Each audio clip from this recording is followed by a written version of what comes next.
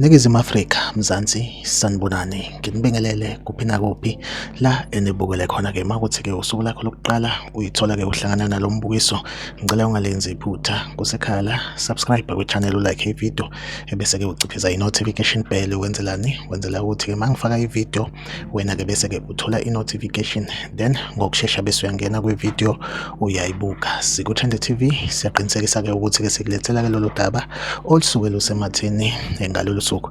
Ingane zakwethu ngicabanga ukuthi-ke sonke la eSouth Africa siyazi ukuthi njengamanje kunento ekuthiwa i-march to march.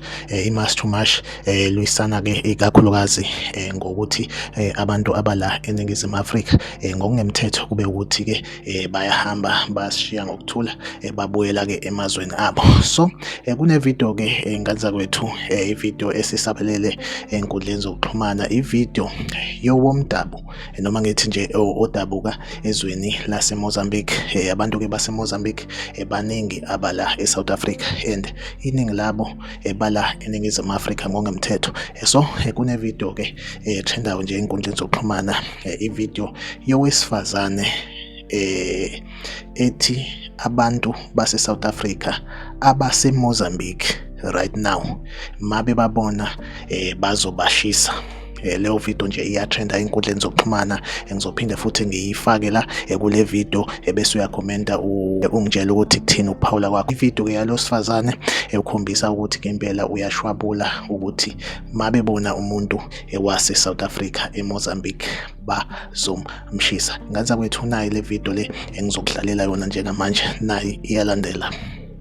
Sanibonani bantu base South Africa, bantu base Jose Debele, nina maZulu, celi la eMozambique, celi muphuma before ngeyi4 ngoma sithola imoto la yase eJozi yase Goli iJP siyayithisa. Celi muphuma phumani, celi muphuma, asafuni kwerekwere la yase Debele la eMozambique, asafuni kwereke makwerekwere yase Deben. Phumani isikhathi ukuthi umphuma sikathele ngane thina sikathele sonke isikhathi sinofubiya samasimba nje sikathele thina. Muzokunya ke manje, muzobona ukuthi thina amahlangana asivalekanga, muzobona ukuthi asivalekanga ukuthi masimiyekela sonke isikhathi manje esinofubiya samasimba simiyekela xa ukuthi siyanisa. Ayike ingane zakwethu, ngithembe ukuthi-ke niyibonele ividiyo. Ngicabanga ukuthi amavidiyo afana nalawa okusho ukuthi isukile, amavidiyo lawa engicabanga ukuthi isimo esifana nalesi mhlambe azosibhebhethekisa. Yes, la eNingizimu Afrika i-march to march ngicabanga ukuthi-ke right now isenza ngendlela okuyiyona yona.